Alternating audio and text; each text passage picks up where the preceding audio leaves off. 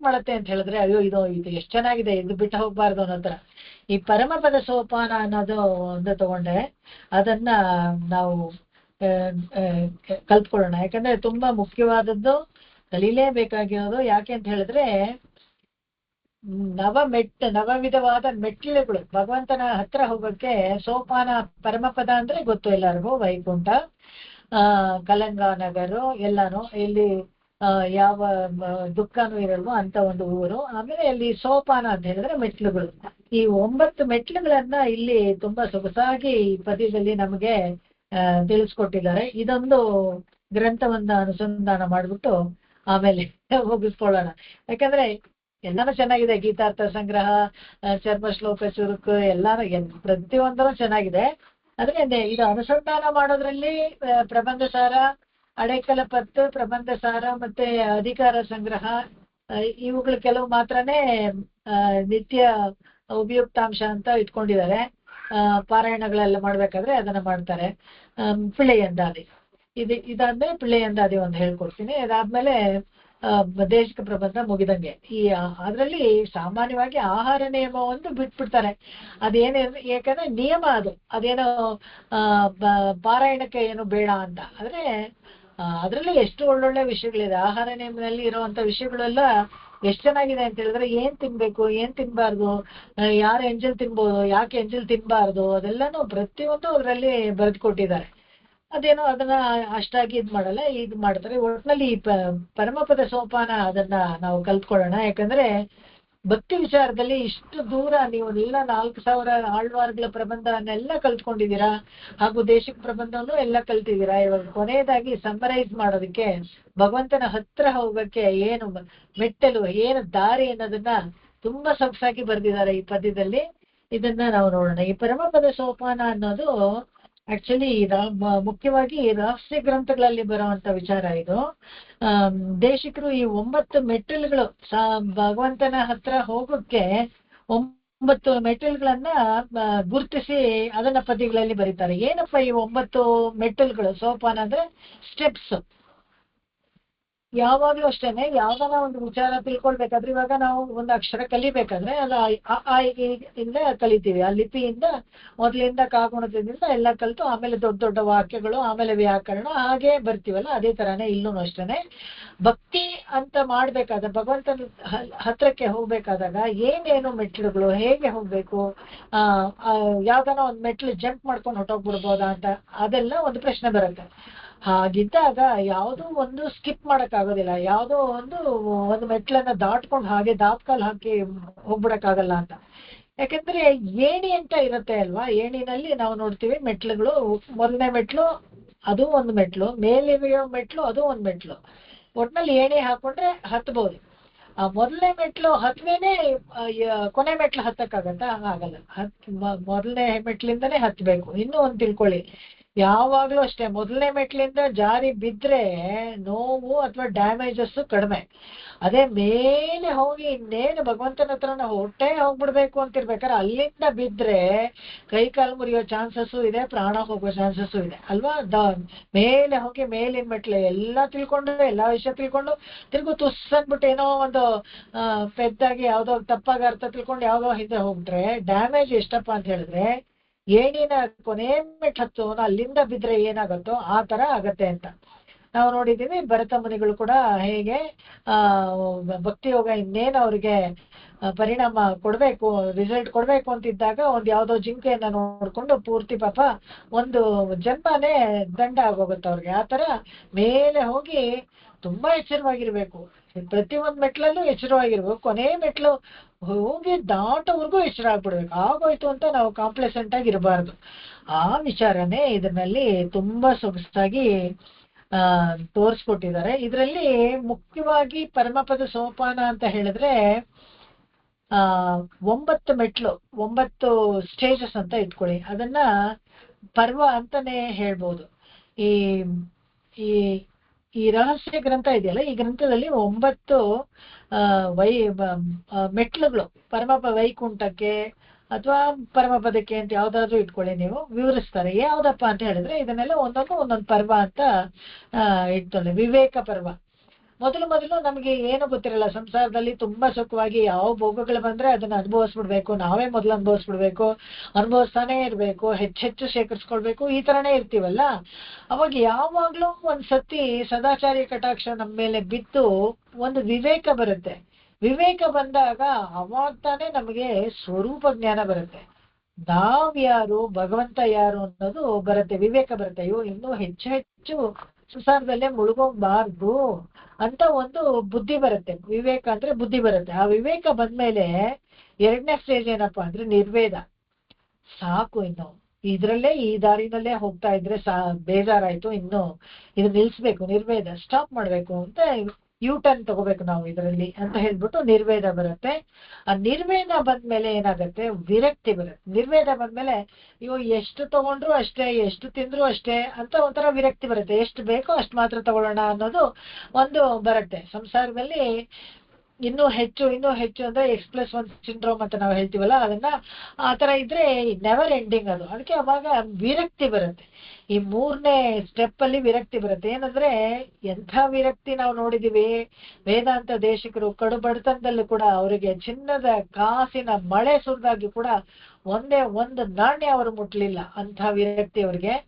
ಅವರಷ್ಟು ನಮಗೆಲ್ಲ ಬರುತ್ತೆ ಇಲ್ಲ ಗೊತ್ತಿಲ್ಲ, ಬರ್ಬೇಕು, ವಿರಕ್ತಿ ಬರ್ಬೇಕು. ಪರಮ ಪದಕ್ಕೆ ನೀವು ಹೋಗ್ಬೇಕಾದ್ರೆ ವಿರಕ್ತಿ ಬರ್ಬೇಕು. ಅದು ಮೂರನೇ ಹಂತ. ಆ ಮೂರನೇ ಹಂತದಲ್ಲಿ ವಿರಕ್ತಿ ಬಂದ್ಮೇಲೆ ನಾಲ್ಕನೇ ಹಂತದಲ್ಲಿ ಏನಾಗತ್ತೆ ಅಂತ ಹೇಳಿದ್ರೆ ಭೀತಿ ಬರುತ್ತಂತೆ, ಭಯ ಬರುತ್ತಂತೆ. ಅಯ್ಯೋ ಇಷ್ಟು ದಿವಸ ಏನಪ್ಪಾ ಮಾಡ್ತಾ ಇದ್ವಿ ನಾವು, ಹೇಗೆಲ್ಲ ಕಾಲ ಕಳೆದ್ಬಿಟ್ವಲ್ಲ ಅನ್ಯಾಯವಾಗಿ. ಹರಿಯೋ ನೀರು ಹೊರಟೋಗ್ಬಿಟ್ಟಿದ್ರೆ, ಡ್ಯಾಮ್ ನಿಧಾನಕ್ಕೆ ಕಟ್ಟಿದ್ರೆ, ಇಷ್ಟು ಕಾಲ ನೀರ್ ಹಿಂಗೆ ಹರಿಯಕ್ ಬಿಟ್ಬಿಟ್ಟಿದ್ವಾ, ಡ್ಯಾಮೇ ಕಟ್ಲಿಲ್ವಾ ನಾವು, ಅನ್ಯಾಯವಾಗಿ ಎಷ್ಟೊಂದು ನೀರ್ ದಂಡ ಮಾಡಿದ್ವಿ ಅಂತ ಅನ್ಸತ್ತೋ ಇಲ್ವೋ. ಅದೇ ತರನೇ ನಮಗೆ ಜೀವನದಲ್ಲಿ ಯಾವಾಗೋ ಒಂದ್ಸತಿ ಜ್ಞಾನೋದಯ ಆದಾಗ ಅವಾಗ ಈ ವಿವೇಕ, ಇದು ನಿರ್ವೇದ, ವಿರಕ್ತಿ ಎಲ್ಲ ಬಂದ್ಮೇಲೆ ಭೀತಿ ಬರುತ್ತಂತೆ. ಅಯ್ಯೋ ನಾನು ಹೇಗಪ್ಪ ಉದ್ಧಾರ ಆಗೋದು, ನಿಜವಾಗ್ಲು ಎಷ್ಟು ಲೇಟ್ ಮಾಡ್ಬಿಟ್ಟಿದ್ದೀನಿ ನಾನು ಭಗವಂತನ ಹತ್ರ ಪ್ರಪತ್ತಿ ಮಾಡ್ಕೊಳ್ಳೋದಕ್ಕೆ, ಭಗವಂತನ ವಿಚಾರ ತಿಳ್ಕೊಳಕ್ಕೆ ಇಷ್ಟು ಲೇಟ್ ಮಾಡಿದ್ದೀನಿ, ಈಗ್ಲೇ ಮುಕ್ಕಾಲು ಆಯ್ಸಲ ಆಗೋಯ್ತಲ್ಲ, ಏನ್ ಮಾಡೋದು ಅಂತ ಭೀತಿ ಬರುತ್ತಂತೆ. ಈ ಪ್ರೀತಿ ಬಂದಾಗ ನೆಕ್ಸ್ಟ್ ಏನಾಗುತ್ತೆ ಅಂದ್ರೆ ಒಂದು ಪ್ರಸಾದನ ಪರ್ವ ಅಂತ ಹೇಳ್ತಾರೆ ಅದನ್ನ. ಪ್ರಸಾದನ ಪರ್ವ ಅಂದ್ರೆ ಏನ್ ಮಾಡ್ಬೇಕು, ಹೇಗೆ ಭಗವಂತನ ಹತ್ರ ಹೋಗಕ್ಕೆ ಏನು ಪ್ರಯತ್ನ ಮಾಡ್ಬೇಕು, ಹೇತು ಯಾವ್ದಾದ್ರೂ ಒಂದು ಭಕ್ತಿನೋ ಪ್ರಪತ್ತಿನೋ ಯಾವ್ದೋ ಒಂದು ಮಾರ್ಗ ಇದೆಯಲ್ಲ ಅದನ್ನ ಹಿಡ್ಕೊಳ್ಬೇಕು, ಅದು ಪ್ರಸಾದನ ಅಂತ ಹೇಳ್ತಾರೆ. ಆ ಮಾರ್ಗದಲ್ಲಿ ಹೋದಾಗ ಉತ್ಕ್ರಮಣ ಪರ್ವ ಅಂತ ಹೇಳಿದ್ರೆ ಶರೀರದಿಂದ ಜೀವಾತ್ಮ ಬೇರೆಯಾಗಿ ಮೇಲಕ್ಕೆ ಹೋಗಿ ಭಗವಂತನ ಕಡೆಗೆ ಹೋಗುತ್ತಂತೆ. ಆ ಉತ್ಕ್ರಮಣ ಆದಾಗ ಶರೀರದಿಂದ ಆತ್ಮ ಬೇರೆ ಆಗಿ ಭಗವಂತನ ಸೇರಕ್ಕೆ ಹೋಗುತ್ತೆ. ಉತ್ಕ್ರಮಣ ಪರ್ವ ಅಂತ ಹೇಳ್ತಾರೆ ಅದನ್ನ. ಆಮೇಲೆ 7ನೇ ಸ್ಟೆಪ್ ಏನಪ್ಪಾ ಅಂತ ಹೇಳಿದ್ರೆ ಅರ್ಚಿರಾದಿ ಪರ್ವ. ಅರ್ಚಿರಾದಿ ಮಾರ್ಗದಲ್ಲಿ ಹೋಗುವಂತ 12 ಆತಿವಾಹಕರು ಇರ್ತಾರೆ. ಅಗ್ನಿಮುಖೇನ ಬೇರೆ ಬೇರೆ ಲೋಕಗಳಲ್ಲಿ ಆತಿವಾಹಕರು ನಮ್ಮನ್ನ ಕೈ ಹಿಡಿದು ನಡೆಸ್ಕೊಂಡು ಹೋಗಿ ಭಗವಂತನ ಹತ್ರ ಬಿಡುವಂತದ್ದು ಆ 7ನೇ ಮೆಟ್ಲು. ಆಮೇಲೆ 8ನೇದು ದಿವ್ಯ ದೇಶ ಪ್ರಾಪ್ತಿ ಅಂದ್ರೆ ಪರಮಪದನೂ ಒಂದು ದಿವ್ಯ ದೇಶ. ಆ ದಿವ್ಯ ದೇಶಕ್ಕೆ ನಮಗೆ ಹೋಗಿ ನಾವು ಸೇರ್ತೀವಿ. ಕೊನೆಯಲ್ಲಿ ಪ್ರಾಪ್ತಿ ಪರ್ವ ಅಂತ 9ನೇದು ಸ್ಟೇಜ್ ಏನಪ್ಪ, ದಿವ್ಯ ದೇಶಕ್ಕೆ ಪರಮಪದಕ್ಕೆ ಹೋದ್ಮೇಲೆ ಏನಾಗುತ್ತೆ ಅಂತ ಹೇಳಿದ್ರೆ ಪ್ರಾಪ್ತಿ ಪರ್ವ. ಅಲ್ಲಿ ಭಗವಂತ ನಮ್ಮನ್ನ ಹತ್ರಕ್ಕೆ ಕರ್ಕೊಂಡು ತನ್ನ ತೊಡೆ ಮೇಲೆ ಕೂತ್ಕೊಂಡು ನಮ್ಮ ತಲೆಯನ್ನ ಮೂಸ್ ನೋಡಿ, ಯಾರಪ್ಪ ನೀನು, ಎಲ್ಲಿ ಹೋಗಿದ್ದೆ ಇಷ್ಟು ದಿವಸ, ಎಲ್ಲೆಲ್ಲೋ ಅಲ್ಕೊಂಡು ಎಷ್ಟೊಂದು ಕಷ್ಟಪಟ್ಬಿಟ್ಟಿದ್ಯಾ ನೀನು, ಹೇಗಿದ್ಯಾ ನೀನು ಅಂತ ನಮ್ಮನ್ನ ತುಂಬಾ ಪ್ರೀತಿಯಿಂದ ಮಾತಾಡಿಸ್ತಾನಂತೆ ಭಗವಂತ. ಅದು ಅಲ್ಲಿ ಪ್ರಾಪ್ತಿ ಪರ್ವ. ಅಷ್ಟೇ ಅಲ್ಲದೆ ಇನ್ನೆಲ್ಲೂ ಹೋಗ್ಬೇಡ, ಇಲ್ಲೇ ಇರು ನೀನು, ನಿನಗೆ ಯಾವ ಕಷ್ಟವೂ ಇರಲ್ಲ, ಸದಾ ಆನಂದವಾಗಿರ್ತೀಯ ನನ್ನ ಹಾಗೆ. ನನ್ಗೆ ಏನ್ ಆನಂದ ಇದೋ ಅದನ್ನೇ ನೀವು ಅನುಭವಿಸ್ಬೋದು ಇಲ್ಲಿ ಅಂತ. ಅದೇ ಆನಂದ ಭಗವಂತ ಬ್ರಹ್ಮಾನಂದ ಅಂತಾರೆ ಅದನ್ನ ಅನುಭವಿಸ್ಕೊಂಡು ಅದು ಪ್ರಾಪ್ತಿ ಪರ್ವ. ಇಷ್ಟು 9 ಮೆಟ್ಲು. 9 ಮೆಟ್ಲನ್ನು ತುಂಬಾ ವಿಸ್ತಾರವಾಗಿ ವಿವರಿಸ್ತಾರೆ ವೇದಾಂತ ದೇಶಿಕರು. ಅವರು ಪರಮಪದ ಸೋಪಾನ ಅನ್ನೋ ಒಂದು ಪದ್ಯದಲ್ಲಿ. ಅದನ್ನ ನೋಡೋಣ ನಾವೀಗ.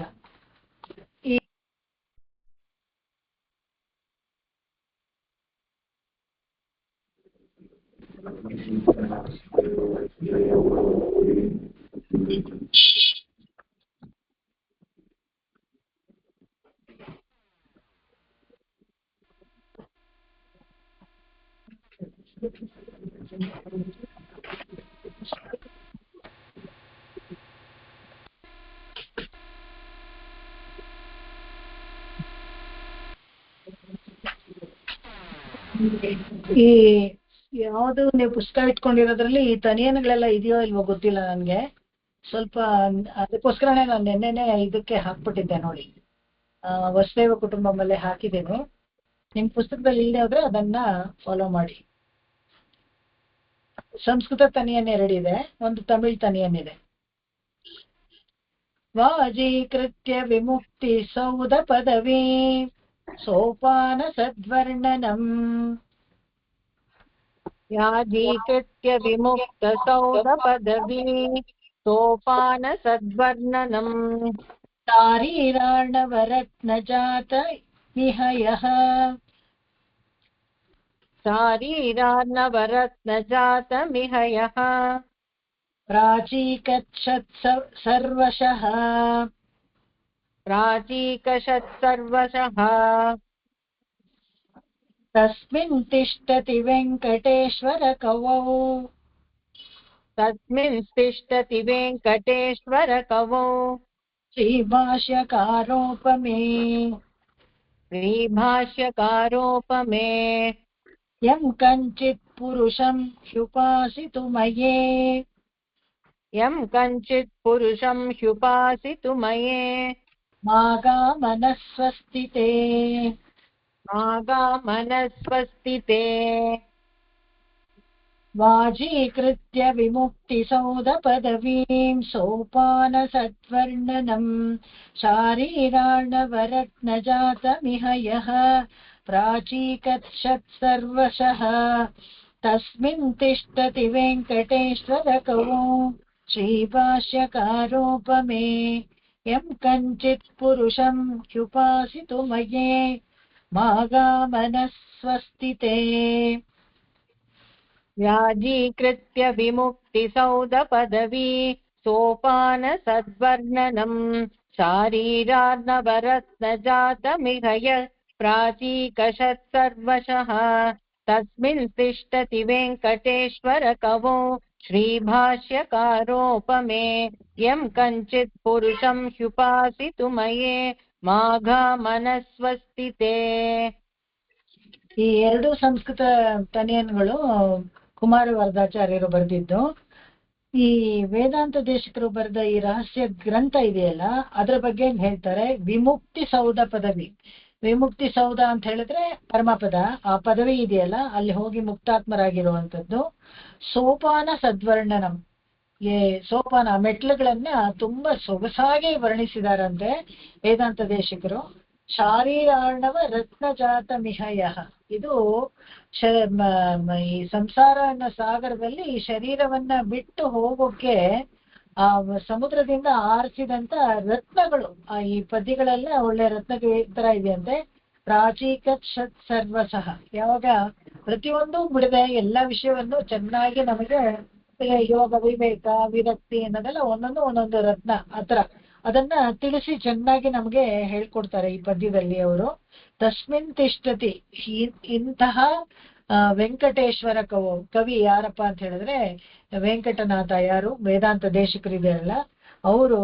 ಹ್ಯುಪಾಸಿತುಮಯ. ಅವರನ್ನ ನಾನು ಮಾಗಾಮನಸ್ವಸ್ತಿತೆ, ನನ್ನ ಮನಸ್ಸಲ್ಲಿ ಅವರು ಸದಾ ನೆಲೆಸಿರ್ಲಿ ಅಂತ ತನ್ನ ತಂದೆಯ ಬಗ್ಗೆ ಎಷ್ಟು ಗೌರವ ಅಂತ ಹೇಳಿದ್ರೆ ಕುಮಾರ ವರದಾಚಾರ್ಯರಿಗೆ ಅವರು ಮದ್ವೆನೆ ಮಾಡ್ಕೊಳಲ್ಲ. ಯಾಕೆಂತ ಹೇಳಿದ್ರೆ ಎಂತ ಒಳ್ಳೆ ವಂಶಸ್ಥರು. ಸ್ವಾಮಿ ದೇಶಕರು ಘಂಟಾವತಾರ. ಅವರ ಹೊಟ್ಟೆಯಲ್ಲಿ ನಾನು ಮಗನಾಗಿ ಹುಟ್ಟಿದ್ದೀನಿ.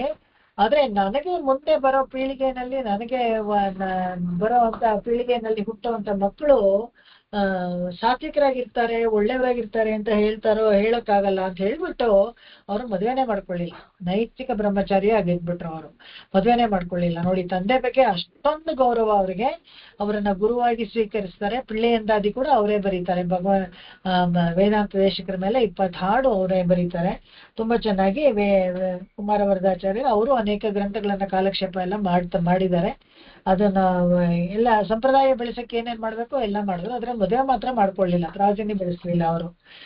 ಹಾಗೆ ಕಿಂಚಿತ್ ಪುರುಷಂ ಉಪಾಸಿತಮೈ. ಯಾರಾದ್ರೂ ಒಂದು ಚೂರು ಕೂಡ ಅದನ್ನ ಉಪಾಸನೆ ಅಂತ ನಾವು ಮಾಡ್ಕೊಂಡ್ಬಿಟ್ಟಿದ್ರೆ ಕೂಡ ಮನಸ್ವಸ್ಥಿತೆ ಅವ್ರಿಗೆ ಮನಸ್ಸಲ್ಲಿ ವೇದಾಂತ ದೇಶಿಕರು ಬಂದು ನೆಲೆಸಿ ಅವರಿಗೆ ಮಾರ್ಗದರ್ಶನ ಮಾಡ್ತಾರೆ ಅನ್ನೋ ತರ ಬೇಡ್ಕೊಳ್ತಾರೆ. ತನಗೂ ಅವರು ಮನಸ್ಸಲ್ಲಿ ನಿಂತು ಮಾರ್ಗದರ್ಶನ ಮಾಡಬೇಕು ಅಂತ ಬೇಡ್ಕೊಳ್ತಾರೆ. ಈ ಈ ಬೋಧನೆಗಳೆಲ್ಲ ಇದೆಯಲ್ಲ ಅದನ್ನೆಲ್ಲ ಬೇಕು. ಯಾಕಂದ್ರೆ ಒಳ್ಳೆ ಸಂಸಾರದಲ್ಲಿ ಒಳ್ಳೇದು ಕೆಟ್ಟದ್ದು ಎರಡೂ ಇರುತ್ತೆ. ಕೆಟ್ಟದನ್ನ ಬಿಟ್ಟು ಒಳ್ಳೇದನ್ನ ಆರಿಸ್ಕೊಳ್ಬೇಕಾದ್ರೆ ಆ ಮಾರ್ಗ ನಮಗೆ ಚೆನ್ನಾಗಿ ತಿಳಿಬೇಕು. ಆ ಆಚಾರ್ಯರ ಮಾತುಗಳಿದೆಯಲ್ಲ ಅದನ್ನ ಒಟ್ಟು ಸೇರಿಸಿದ್ರೆ ಅದರಲ್ಲಿ ಆ ಬೋಧನೆಗಳಿಗೆ ಒಳಗಾಗಿ ನಮಗೆ ಚೆನ್ನಾಗಿ ಸ್ಪಷ್ಟವಾಗಿ ದಾರಿ ಕಾಣುತ್ತೆ ಅವಾಗ ಅಂತ ಹೇಳ್ತಾರೆ. ಅದು ಕುಮಾರ ವರದಾಚಾರ್ಯರು ಬರೆಯುವಂಥದ್ದು. ಇನ್ನೊಂದು ತಸ್ಮೈ ನಮೋಸ್ತು ಗುರವೇ ತಾದೃಶ ವಿಭವಾಯ ವೆಂಕಟೇಶಾಯ. ತಸ್ಮೈ ನಮೋಸ್ತು ಗುರವೇ ತಾದೃಶ ವಿಭವಾಯ ವೆಂಕಟೇಶಾಯ.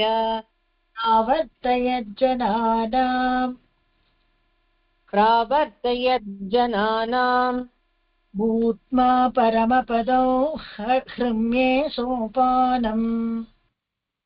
ಭೂಮೌ ಪರಮಪದ ಹರ್ಮ್ಯ ಸೋಪಾನಂ.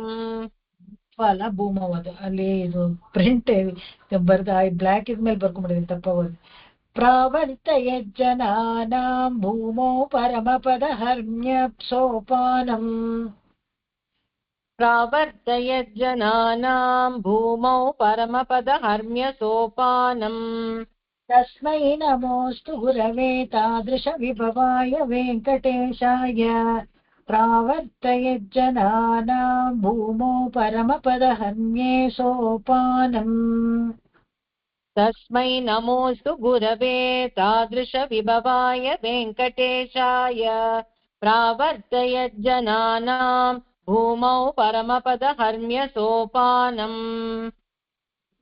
ಇಲ್ಲೂ ಅಷ್ಟೇ, ತಸ್ಮೈ ನಮೋಸ್ತು ಗುರವೇ, ಗುರುವಿನ ಸ್ಥಾನದಲ್ಲೇ ಇಟ್ಕೊಂಡು ನಮಸ್ಕಾರ ಮಾಡ್ತಾರೆ. ವೆಂಕಟೇಶಾಯ ಅಂತ ಹೇಳ್ಬಿಟ್ಟು ಅವ್ರ ತಂದೆಗೆ ನಮಸ್ಕಾರ ಮಾಡಿ, ಯಾರು ಈ ಜನ್ಮದಲ್ಲಿ ಇದನ್ನ ಈ ಮಾರ್ಗ ಈ 7 ಮೆಟ್ಲುಗಳನ್ನ ಅನುಸರಿಸ್ಕೊಂಡು ಹೇಳಿದ ಪ್ರಬಂಧದಲ್ಲಿ ಬರೋ ವಿಷಯನ ಅನುಸರಿಸ್ತಾರೋ ಅವ್ರಿಗೆ ಭೂಮೋ ಪರಮಪದ ಹರ್ಮ್ಯೆ ಅಂದ್ರೆ ಅವ್ರಿಗೆ ಪರಮಪದದಲ್ಲಿ ಒಂದು ಸ್ಥಾನ ಇದೆಯಲ್ಲ, ಸೋಪಾನ, ಅಲ್ಲಿ ಮೆಟ್ಲು ಹತ್ತಕ್ಕೆ ತುಂಬಾ ಸುಲಭವಾಗಿ ಆಗತ್ತೆ ಅಂತ ಹೇಳ್ತಾರೆ ಇದರಲ್ಲಿ. ಇದೇ ತರ ಒಂದು ತಮಿಳ್ ತನಿಯನ್ನು ಇದೆ ಇದರಲ್ಲಿ.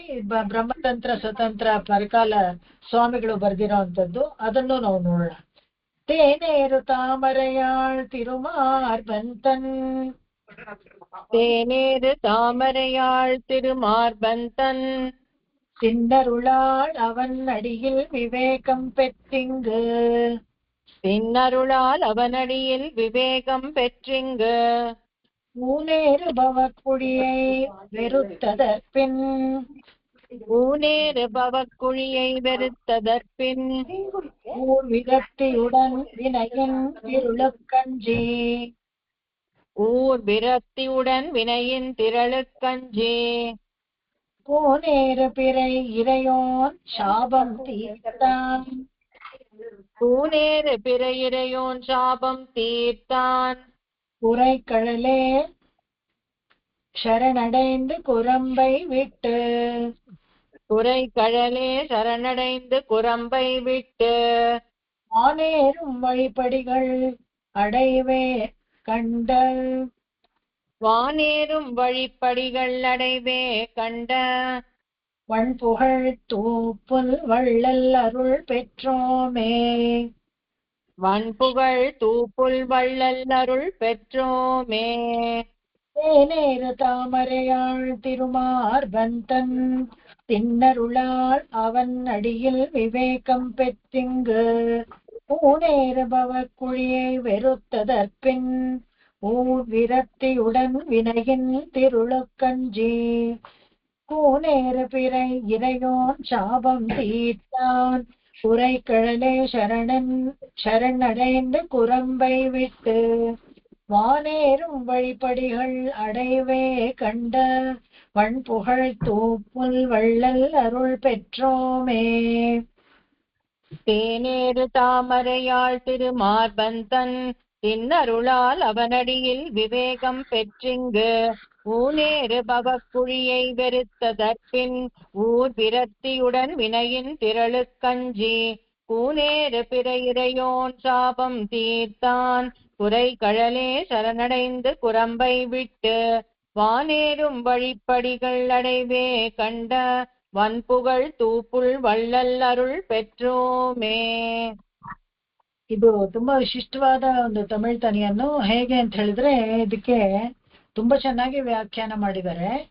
ಈ ಹೇಗೆ ಭಗವದ್ ರಾಮಾನುಜರು ಅಖಿಲ ಭುವನ ಜನ್ಮ ಸ್ಥೇಮ ಬಂಗಾದಿ ಲೀಲೆ ಅಂತ ಹೇಳ್ಬಿಟ್ಟು ಮೊದಲು ಲಕ್ಷ್ಮೀ ತಾಯಾರನ್ನ ಪ್ರಾರ್ಥನೆ ಮಾಡಿ ಭಾಷ್ಯಕ್ಕೆ ಶ್ರೀ ಭಾಷ್ಯಕ್ಕೆ ತೊಡಗ್ತಾರೋ ಅದೇ ತರ ಇವರು ಈ ಪರಮಪದ ಸೋಪಾನಕ್ಕೆ ತನಿಯನ್ ಬರಿಬೇಕಾದ್ರೇನೆ ತೇನೇ ಇರು ತಾಮರೆಯಾಳ್ ತಿರುಮಾರ್ ಬಂತನ್ ಅಂತ ಅಲ್ಲಿ ತಗೊಳ್ತಾರೆ. ಯಾಕೆ ಅಂತ ಹೇಳಿದ್ರೆ ಲಕ್ಷ್ಮೀ ವಿಶಿಷ್ಟನಾಗಿ ಇಲ್ಲದೆ ಹೋದ್ರೆ ಮಾತ್ರ ಭಗವಂತನಿಗೆ ಯಾವುದು ನಮಗೆ ಕರುಣಿಸೋಕ್ ಆಗೋಲ್ಲ.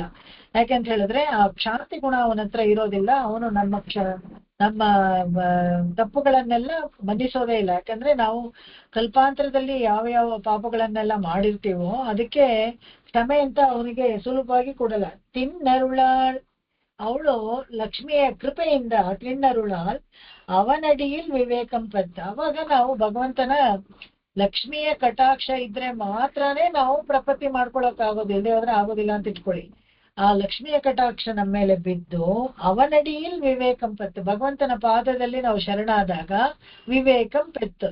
ಈ ಹಾಡಲ್ಲಿ ಈ ತನಿಯನಲ್ಲೇ 9 ಸ್ಟೆಪ್ಸ್ ನಾನೇನ್ ಹೇಳ್ದೆ, ವಿವೇಕ, ನಿರ್ವೇದ, ವಿರಕ್ತಿ, ಭೀತಿ, ನಿಷ್ಕ್ರಮಣ ಅದೆಲ್ಲ ಇದೆಯಲ್ಲ, ಅದು 9 ಈ ಸ್ಟೆಪ್ಸ್ನು ಈ ಒಂದು ತನಿಯನಲ್ಲೇ ಬಂದ್ಬಿಡತ್ತೆ ನಿಮ್ಗೆ. ಅಷ್ಟು ಸೊಗಸಾಗಿ ಬರ್ದಿದ್ದಾರೆ ನೋಡಿ. ಇವಾಗ ವಿವೇಕಂ ಪೆತ್ತಿಂಗ್ ಸದಾಚಾರ್ಯ ಕಟಾಕ್ಷದಿಂದ ಒಂದು ವಿವೇಕ ನಮಗೆ ಬಂದು ಹಿಂಗ್ ಅಂತ ಹೇಳಿದ್ರೆ ಈ ಭೂಮಿ ಮೇಲೆ ನೇರ ಭವಕುಳಿಯೇ ಬರುತ್ತದೆನ್ಪಿನ್, ಅವಾಗ ನಮ್ಗೆ ನಿರ್ವೇದ ಬರುತ್ತೆ. ಭವಕುಳಿಯೇ ಈ ಸಂಸಾರದ ಮೇಲೆ ಒಂದು ಜಿಗುಪ್ಸೆ ಬರುತ್ತೆ.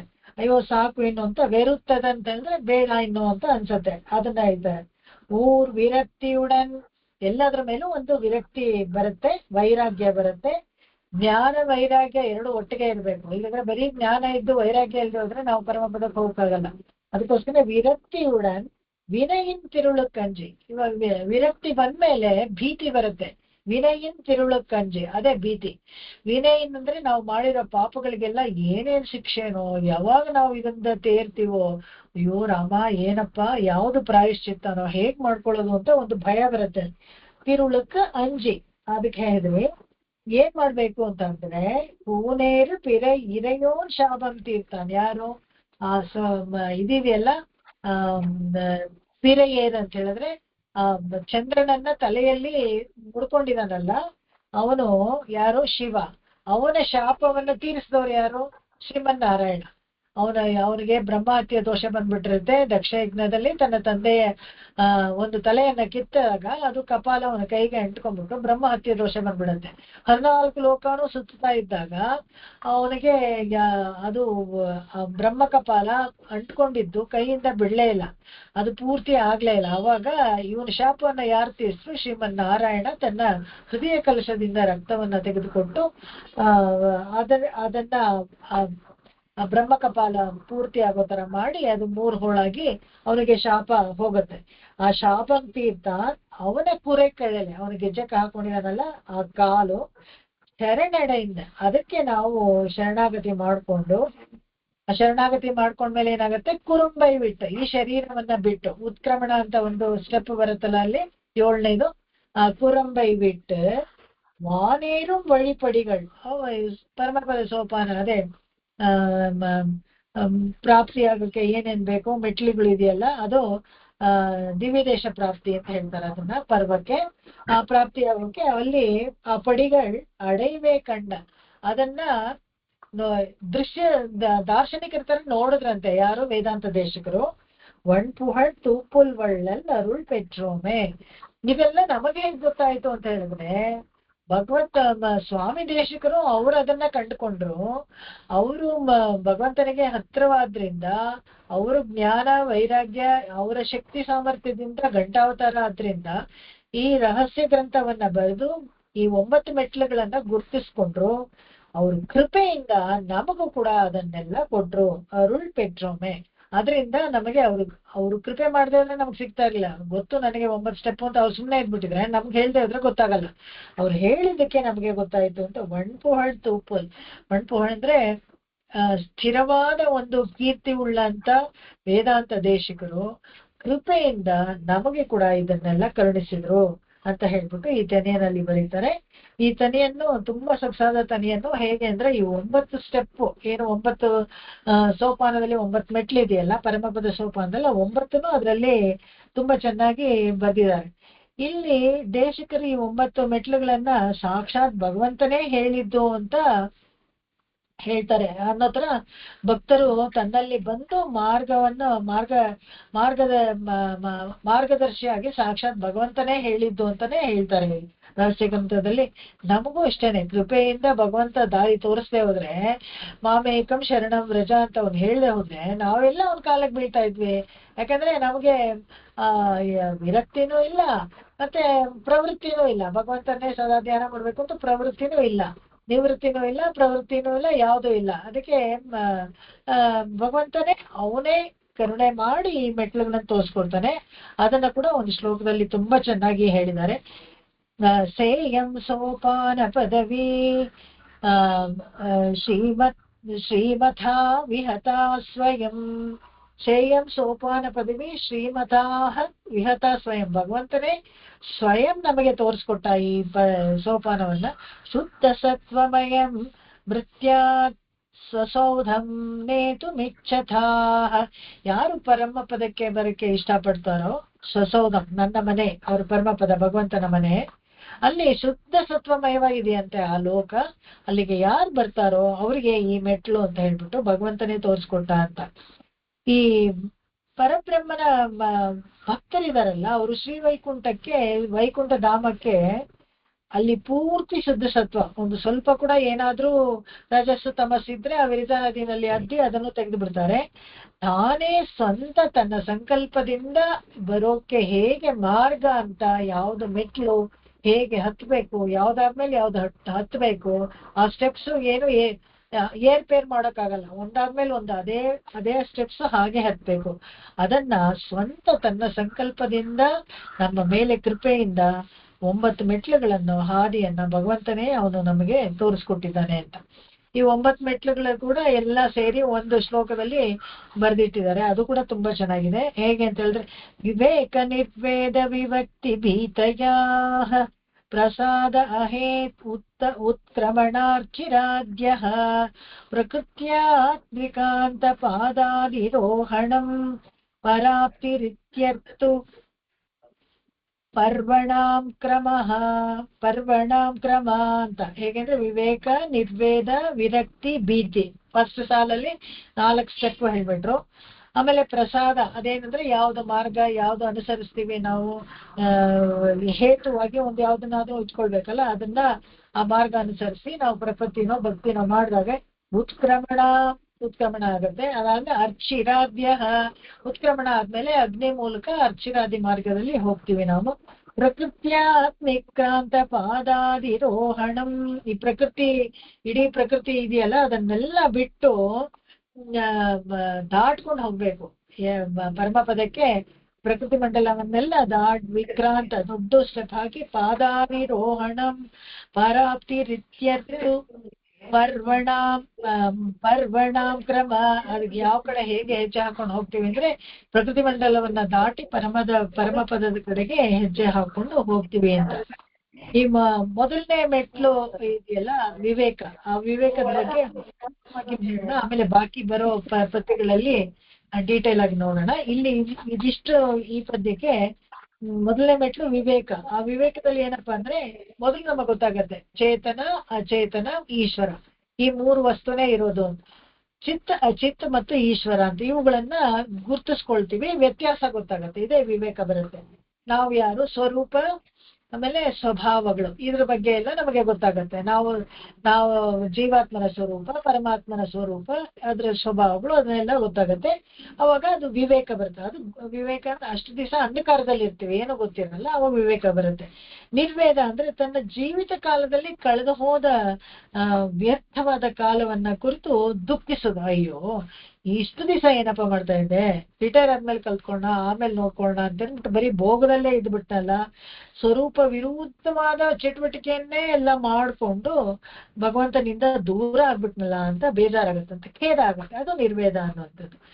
ಇದೆಲ್ಲ ನಿರ್ವೇದ ಬಂದ್ಮೇಲೆ ಆಮೇಲೆ ಮೂರನೇದು ಏನಪ್ಪಾ ಅಂದ್ರೆ ವಿರಕ್ತಿ. ಇದರಿಂದ ವೈರಾಗ್ಯ ಉಂಟಾಗತ್ತಂತೆ. ಸ್ವರೂಪಕ್ಕೆ ವಿರುದ್ಧವಾದ ಯಾವ್ದ ಚಟುವಟಿಕೆಗಳನ್ನು ಮಾಡೋಕೆ ಇಷ್ಟ ಆಗೋದಿಲ್ಲ, ಭೋಗಗಳಿಂದ ಸ್ವಲ್ಪ ದೂರ ಇರಕ್ಕೆ ಇಷ್ಟಪಡ್ತೀವಿ. ಇದಾದ್ಮೇಲೆ ಒಂದು ಭೀತಿ ಬರುತ್ತೆ. ಆ ಭೀತಿ ಮತ್ತೆ ಸಂಸಾರದಲ್ಲಿ ಬೀಳುವ ಭೀತಿ. ಏನಪ್ಪಾ ನಾವು ಮಾಡ್ತಾ ಇರೋದು ಸರಿನಾ, ಹೇಗೆ ನಾವು ಭಗವಂತನ ಹೋಗಿ ಸೇರ್ತೀವಿ, ಮತ್ತೆ ಏನಾದ್ರೂ ಸಂಸಾರಕ್ಕೆ ಬಂದ್ ಬಿದ್ಬಿಡ್ತೀವ ಅಂತ ಒಂದು ಹೆದರಿಕೆ ಆಗತ್ತಂತೆ. ಈ ಪ್ರಸಾದ ಹೇತು ಅಂತ ಹೇಳಿದಾಗ, ಪ್ರಸಾದ ಹೇತು ಅಂದ್ರೆ ಚೇತನನ್ನ ಪ್ರಪತ್ತಿ ಅಥವಾ ಭಕ್ತಿ ಮಾರ್ಗದಲ್ಲಿ ಯಾವ್ದಾದ್ರು ಒಂದನ್ನು ಅನುಸರಿಸಿ ಭಗವಂತನನ್ನ ಹೋಗಕ್ಕೆ ನಮಗೆ ಅನುಕೂಲ ಆಗುತ್ತೆ. ಅವಾಗ ಆರನೇದು ಈ ಉತ್ಕ್ರಮಣ ಮಾರ್ಗ. ಈ ಉತ್ಕ್ರಮಣ ಅಂತ ಹೇಳಿದ್ರೆ ಈ ಜೀವ ಇದೆಯಲ್ಲ, ಪಂಚಭೂತದಿಂದ ಆಗಿರೋ ಈ ಶರೀರವನ್ನ ಜೀವ ತೊರಿಬೇಕು. ಆ ಜೀವಾತ್ಮ ಅದರಿಂದ ಹೊರಗಡೆ ಬರ್ಬೇಕು. ಹೊರಗಡೆ ಬಂದು ಸುಷುಮ್ನ ನಾಡಿ ಮೂಲಕ ಅದು ಈ ಶರೀರವನ್ನ, ಪಂಜರವನ್ನ ಬಿಟ್ಟು ಹೊರಗಡೆ ಬಂದು ಪ್ರಕೃತಿ ಮಂಡಲವನ್ನ ದಾಟಿ ಭಗವಂತನನ್ನ ಹೋಗಿ ಸೇರ್ಬೇಕು. ಇದಕ್ಕೆ ಮಾರ್ಗ ಯಾವ್ದಪ್ಪ ಅಂದ್ರೆ ಅರ್ಚಿರಾದಿ ಮಾರ್ಗ. ನಾವು ನೋಡ್ತೀವಿ 12 ಆತಿವಾಹಕರು, ಅಗ್ನಿ, ವರುಣ, ವಿದ್ಯುತ್, ಮತ್ತೆ ದಿವಸ ಅಧಿಪತಿ, ಆಮೇಲೆ ಇದು ಅಯನ ಅಧಿಪತಿಗಳು, ಇಂದ್ರ, ಮತ್ತೆ ಚತುರ್ಮುಖ ಬ್ರಹ್ಮಲೋಕ ಪರ್ಯಂತ 12 ಆತಿವಾಹಕರು ಇರ್ತಾರಲ್ಲ, ಅವ್ರನ್ನ ಒಬ್ಬರಾದ್ಮೇಲೆ ಒಬ್ರು ದಾಟಿಸ್ಕೊಂಡು ನಮ್ಗೆ ಭಗವಂತನ ಹತ್ರ ಕರ್ಕೊಂಡು ಹೋಗ್ತಾರೆ. ಇದು ಪ್ರಕೃತಿ ಅತಿಕ್ರಾಂತ ಪದ ಅಧಿರೋಹಣಂ ಅಂತ ಹೇಳಿದ್ರೆ ಈ ಪ್ರಕೃತಿ ಮಂಡಲವನ್ನ ಬಿಟ್ಟು ದಾಟಿ ಹೋಗ್ಬೇಕು. ದಾಟಿ ಹೋದ್ರೇನೆ ವೈಕುಂಠಕ್ಕೆ ಹೋಗಕ್ಕಾಗತ್ತು. ಆ ವೈಕುಂಠಕ್ಕೆ ಜೀವನ ಬರುವಾಗ ಇದು ಪ್ರಕೃತಿ ಮಂಡಲವನ್ನ ದಾಟಿ ಪರಮಪದಕ್ಕೆ ಹೋಗ್ಬೇಕು. ಪರಾಪ್ತಿ ಅಂತ ಹೇಳಿದಾಗ ಜೀವನ ಶುದ್ಧ ಸತ್ವವಾಗಿ ಭಗವಂತನ ಹತ್ರ ಹೋಗಿ ಮಾರ್ಪಾಟಾಗ್ತಾನೆ. ಯಾವಾಗ ಸತ್ವರಜಸ್ತಮಸ್ಸಿಂದ ಒಳಗೊಂಡಿರೋನು ವಿರಜಾ ನದಿಯಲ್ಲಿ ಎಲ್ಲ ಹೋಗುತ್ತೆ. ಆಮೇಲೆ ಪರಬ್ರಹ್ಮನು ಅವನನ್ನ ಭೇಟಿಯಾಗಿ ಮಾತಾಡ್ತಾನೆ ನಮ್ಮ ಹತ್ರ. ಭಗವಂತ ನಿರಂತರವಾಗಿ ಅವನ ಸಾಮೀಪ್ಯದಲ್ಲೇ, ಸಾಯುಜ್ಯದಲ್ಲೇ ಎಲ್ಲವನ್ನ ಅನುಭವಿಸ್ಬೋದು. ಸಾಲೋಕ್ಯ, ಸಾರೂಪ್ಯ, ಸಾಯುಜ್ಯ ಎಲ್ಲ 4 ತರ ಸಾಮ್ಯಾಪತ್ತಿ ಮೋಕ್ಷ ಅಂತ ಹೇಳ್ತಾರೆ. ಅವೆಲ್ಲವನ್ನ ಪಡ್ಕೊಂಡು ಸೌಖ್ಯವಾಗಿ ನಿರಂತರವಾಗಿ ಅವನನ್ನ ಎಂದೂ ಅಗಲದೆ ಭಗವಂತನ ಜೊತೆ ನಾವು ಇರ್ಬೋದು. ಭಗವಂತ ನಮ್ಮ ಜೊತೆಗೆ ಸಂಭಾಷಿಸ್ತಾನೆ. ಇದು ಈ ಪರಮಪದದ ಜಿಸ್ಟ್, ಸೋಪಾನದ ಜಿಸ್ಟ್. ಇನ್ನು ಮುಂದೆ ಹಾಡುಗಳಲ್ಲಿ ನೋಡೋಣ. ಒಂದೊಂದೇ ಹಾಡುಗಳಲ್ಲಿ ಏನು ವಿಶೇಷವಾಗಿ ರಹಸ್ಯ ಗ್ರಂಥ ಇದು, ಸೀಕ್ರೆಟ್ ಹೇಳ್ಕೊಡ್ತಾರೆ ನಮ್ಗೆ. ಹೇಗೆ ಒಂದೊಂದು ಸ್ಟೇಜ್ ಅಲ್ಲಿ ಇರ್ಬೇಕಾದ್ರೆ ನಾವು ಹೇಗಿರ್ಬೇಕು, ಹೇಗೆ ನಮ್ಮನ್ನು ನಾವೇ ಅಳವಡಿಸ್ಕೋಬೇಕು. ಇವಾಗ ಯಾವ್ದೋ ಒಂದು ಟೆಂಪ್ರೇಚರ್ ಇದಾಗಿರುತ್ತೆ, ನೋಡ್ಕೊಳ್ಳಿ, ಕಂಟ್ರೋಲ್ ಆಗಿರುತ್ತೆ ಅಂತ, ಅದನ್ನ ಹೇಗೆ ಇಟ್ಕೋಬೇಕು, ಆ ಪರಿಸರನ ಹೇಗೆ ಇಟ್ಕೋಬೇಕು ಅಂತೆಲ್ಲ ಇರುತ್ತಲ್ಲ. ಆತರ ಒಂದೊಂದು ಸ್ಟೇಜ್ ಅಲ್ಲಿ ಹೇಗಿರ್ಬೇಕು ನಾವು, ಹೇಗೆ ನಮ್ಗೆ ಬರ್ಬೇಕು ಅವೆಲ್ಲಾನು, ವಿರಕ್ತಿ, ವೈರಾಗ್ಯ, ನಿರ್ವೇದ, ಇದೆಲ್ಲ ಯಾಕೆ ಬರ್ತಾ ಇಲ್ಲ ಅದನ್ನೆಲ್ಲಾನು ಈ ಪದ್ಯಗಳಲ್ಲಿ ರಹಸ್ಯ ಗ್ರಂಥವಾಗಿ ಪರಮಪದ ಸೋಪಾನಕ್ಕೆ ನಮ್ಗೆ ಹೇಳ್ತಾರೆ. ಒಂದೊಂದು ಮೆಟ್ಟಿಲಾಗಿ ನಾವು ಎಲಿವೇಟ್ ಆಗ್ಬೇಕು. ಧಡಾರ್ ಅಂತ ಡಬಲ್ ಪ್ರಮೋಷನ್ ಎಲ್ಲ ಏನು ಬೇಡ. ಈಗಾಗ್ಲೇ ಎಷ್ಟೋ ಸತಿ ಫೇಲ್ ಆಗಿ ನಾವು ಈ ಜನ್ಮದಲ್ಲಿ ಇದೀವಿ. ಇನ್ನೇನು ನಾವೇನು ಆತರ ಪಡೋದು ಬೇಡ. ಇವಾಗ ನಾವು ಸರಿಯಾಗಿ ತಿಳ್ಕೊಂಡು ನಿಧಾನಕ್ಕೆ 1 by 1 ಸ್ಟೆಪ್ ಹಿಂದಕ್ಕೆ ವಾಪಸ್ ಬರದಂಗೆ ಮುಂದೆ ಹೋಗಿ ಭಗವಂತನನ್ನ 9ನೇ ಮೆಟ್ಲಲ್ಲಿ ಭಗವಂತನನ್ನ ಸಂಧಿಸಿ ಚಿರಸಂತೋಷವನ್ನ, ಬ್ರಹ್ಮಾನಂದವನ್ನ ಪಡೆಯುವಂತದ್ದು ಗ್ರಂಥ ಇದು. ಇಲ್ಲಿಗೆ ಇವತ್ತು ನಿಲ್ಸ್ಕೊಳ್ತೀನಿ. ದೇಶಿಕರ್ತಿರುವಡಿಗಳೇ ಶರಣಂ. ಕವಿತಾರ್ಕಿಕ ಸಿಂಹಾಯ ಕಲ್ಯಾಣ ಗುಣಶಾಲಿನೇ ಶ್ರೀಮತೆ ವೆಂಕಟೇಶಾಯ ವೇದಾಂತ ಗುರವೇ ನಮಃ.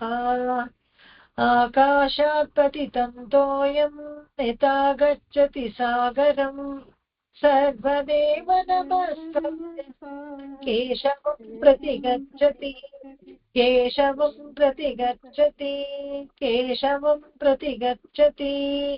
ಓಂ ಶಾಂತಿ ಶಾಂತಿ ಶಾಂತಿ. ಕಾಯೇನ ವಾಚಾ ಮನಸೇಂದ್ರಿಯೈರ್ವಾ ಬುದ್ಧ್ಯಾತ್ಮನಾ ವಾ ಪ್ರಕೃತೆ ಸ್ವಭಾವಾತ್ ಕರೋಮಿ ಯದ್ಯತ್ ಸಕಲಂ ಪರಸ್ಮೈ ನಾರಾಯಣಾಯೇತಿ ಸಮರ್ಪಯಾಮಿ. ಎಲ್ಲರಿಗೂ ನಮಸ್ಕಾರ, ಧನ್ಯವಾದಗಳು. Thank you Sabita. ಅನೇಕವಾಗಿ ನಾಳೆ ಕ್ಲಾಸ್ ಇರೋದಿಲ್ಲ, ಯಾಕಂದ್ರೆ ಇವರು ಕಸಿನ್ ಒಬ್ರದ್ದು ವರ್ಷಾಂತಿಕ ಇದೆ. ಯಾತಿಗೂ ಮೆಸೇಜ್ ನೋಡಿ ನೀವು, ಟೈಮಿಂಗ್ಸ್ ನಾವು ನೋಡ್ಕೊಂಡು ಸಾಧ್ಯವಾದ್ರೆ ಕ್ಲಾಸ್ ತಗೋತೀವಿ, ಇಲ್ದೇ ಹೋದ್ರೆ ನಾಳೆ ರಜಾ. ತುಂಬಾ ಆಬ್ಸೆಂಟ್ ಆಗ್ತಾ ಇದೀವಿ ನಾವು. ನಮಸ್ತೆ ಮೇಡಮ್. ಥ್ಯಾಂಕ್ ಯು ಮ್ಯಾಮ್ ಹೇಳ್ತಿದ್ರೆ. ನಮಸ್ಕಾರ. ನಮಸ್ತೆ ಮೇಡಮ್. ಕ್ಲಾಸ್ ಆಗಿ ದಿವಸ ನಮ್ಗೆ ಉಪವಾಸ ಇದ್ದಂಗೆ ಇರುತ್ತೆ. 100ಕ್ಕೆ ಪಟ್ಟಿ ನೀನಾಳ್ ಅಂತ ಪೆರಿಯಾಳ್ವಾರ ಹೇಳ್ತಾರಲ್ಲ, ಕೃಷ್ಣ ವೇದ ಕೊಂಡು ಯಾವತ್ತ ಅರ್ಚನೆ ಮಾಡಲ್ವೋ ಅವತ್ತು ನಮಗೆ ಪಟ್ಟಿನೇ. ನಮಗೂ ಬೇಸರನೇ ಕ್ಲಾಸ್ ಇಲ್ದೆ ಹೋದ್ರೆ ಏನೋ ಬಿಟ್ಟೋದಂಗೆ. ಬಟ್ ಇವೆಲ್ಲ ಕೆಲವು ಪ್ರೋಟೋಕಾಲ್ ಹೋಗ್ಲೇಬೇಕು. ಸಂಬಂಧದವ್ರದ್ದು ಫಂಕ್ಷನ್ಗಳು ಅದ್ ಬೆಳಗ್ಗೆನೆ ಇರುತ್ತೆ, ಮಧ್ಯಾಹ್ನ ಇರಲ್ಲ. ಹಾಗಾಗಿ ಮತ್ತೆ ಬೆಂಗಳೂರಲ್ಲೆಲ್ಲ ದೂರ ಇರುತ್ತೆ, ಬೇಗ ವಾಪಸ್ಸು ಬರಕ್ಕಾಗಲ್ಲ. ಅದೊಂದು ಏನೋ ಭಗವಂತ ಇಷ್ಟು ಮಾತ್ರ ಅದು ತಿಳುವಳಿಕೆ ಕೊಟ್ಟು ನಿಮ್ಮ ಹತ್ರ ಸೇರ್ಸಿದ್ದಾನಲ್ಲ, ಅದೇ ಪುಣ್ಯ. ಓಕೆ. ನಮಸ್ಕಾರ ಮೇಡಮ್. ಆಮೇಲೆ ಇನ್ನೊಂದು ಕೇಳ್ಬೇಕು ಅಂತಿದ್ದೆ, ಎಷ್ಟು ಜನಕ್ಕೆ ಇಂಟ್ರೆಸ್ಟ್ ಇದೆ ಈ ತುಲಾ ಮಾಸದ ಸ್ನಾನಕ್ಕೆ ಸತ್ಯಕಾಲಕ್ಕೆ ಹೋಗಿ ಬರೋಣ? ಎಷ್ಟು ಜನ ಇಂಟ್ರೆಸ್ಟ್ ಇದೆ? ಅದು ಇದು ಯಾರಿಗಾದ್ರೂ ಒಬ್ರಿಗೆ ಹೆಸರು ಕೊಡಿಪ್ಪ. ಡಿಪೆಂಡಿಂಗ್ ಆನ್ ದಟ್ ನಾನು ಡೇಟ್ ಒಂದು ಅವ್ರನ್ನ ಕೇಳ್ಕೊತೀನಿ ದೇವಸ್ಥಾನದಲ್ಲಿ, ಅವ್ರಿಗೆ ಯಾವತ್ತು ಅನುಕೂಲ ಆಗಿದೆ ಅಂತ. ಯಾರ್ಯಾರು ಬರ್ತೀರೋ ಹೋಗಿ ತುಲಾ ಮಾಸ ಸ್ನಾನ ಮಾಡ್ಕೊಂಡು ದೇಶಿಕರ ಸ್ತೋತ್ರ ಎಲ್ಲ ಹೇಳ್ಬಿಟ್ಟು ಅಲ್ಲಿಂದ ವಾಪಸ್ ಬರೋಣ. ಬೇರೆ ಎಲ್ಲೂ ಹೋಗೋದ್ ಬೇಡ, ಬರೀ ಸತ್ಯಕಾಲಕ್ಕೆ ಮಾತ್ರ ಹೋಗಿ ಸಾಧ್ಯವಾದ್ರೆ ಅಲ್ಲಿ ಮಧ್ಯರಂಗಕ್ಕೆ ಹೋಗ್ಬೋದು. ಬಟ್ ಮಧ್ಯರಂಗದಲ್ಲಿ ಇನ್ನೂ ಅಲ್ಲಿ ಇದಾಗಿಲ್ಲ, ಏನೋ ಕುಂಭಾಭಿಷೇಕ ಆಗಿಲ್ಲ. ಸೊ ಬಾಲಾಲಯ ಆಗಿದೆ ದೇವರು. ಅದ್ ನೋಡ್ಕೊಂಡು ಬೇಗ ಬಂದ್ಬಿಡ್ಬೋದು. ಬೆಳಿಗ್ಗೆ ಹೋಗಿ ಸಾಯಂಕಾಲದಷ್ಟೊತ್ತಿಗೆ ವಾಪಸ್ ಬಂದ್ಬಿಡ್ಬೋದು. ಹುಣ್ಣಿಮೆಗೆ ಹೋದ್ರೆ ಒಳ್ಳೇದೇನೋ ಅನ್ಸುತ್ತೆ. ಹುಣ್ಣಿಮೆ ದಿವಸ ಒಳ್ಳೇದು ಅನ್ಸುತ್ತೆ. ಅಲ್ಲ, ಅದು ಮಾಘ ಸ್ನಾನಕ್ಕೆ ಹುಣ್ಣಿಮೆ ಅದಲ್ಲ. ತುಲಾ ಮಾಸದಲ್ಲಿ ಆತರ ಏನಿಲ್ಲ, ಯಾವತ್ತಾದ್ರೂ ಮಾಡ್ಬೋದು.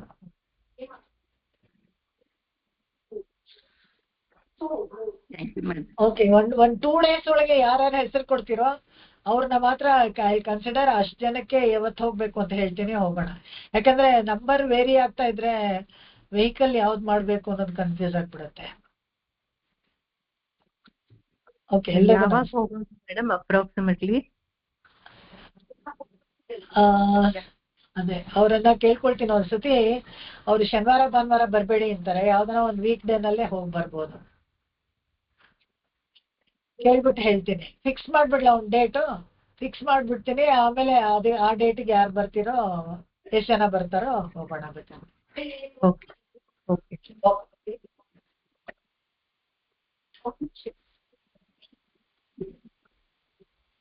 ಓಕೆ, ಸಾಧ್ಯವಾದ್ರೆ ನಾಳೆ ತಗೊಳ್ತೀವಿ, ಇಲ್ಲಾಂದ್ರೆ ನಾಳೆ ರಜಾ ಅಂತಾನೆ ಇಟ್ಕೊಳ್ಳಿ. Okay, thank you.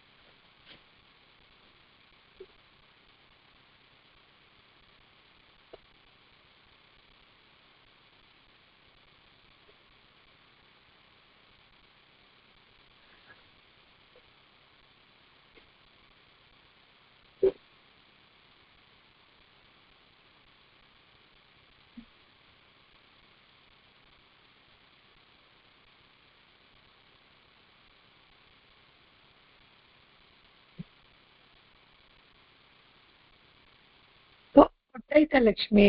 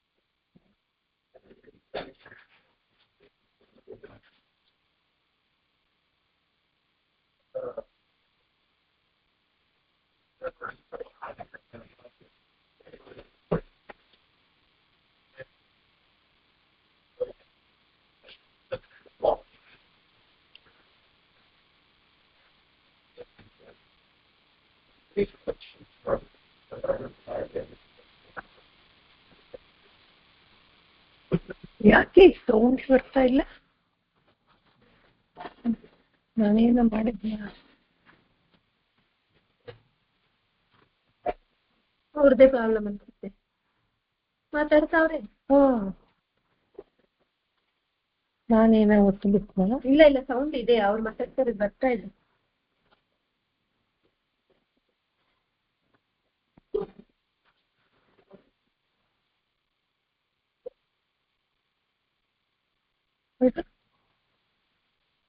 ಇದೇನು ಎರಡು ಬರ್ತಾ ಇದೆ? ಒಂದು ರೇಡಿಯೋದು ಒಂದು ರಿಂಗ್ ಟೋನ್.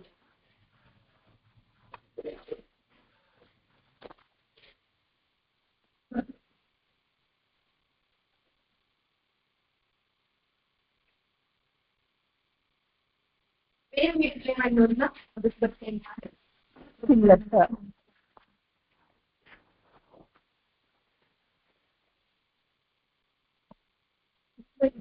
ಅಂದ್ರೆ ಅವಕ್ಕೆ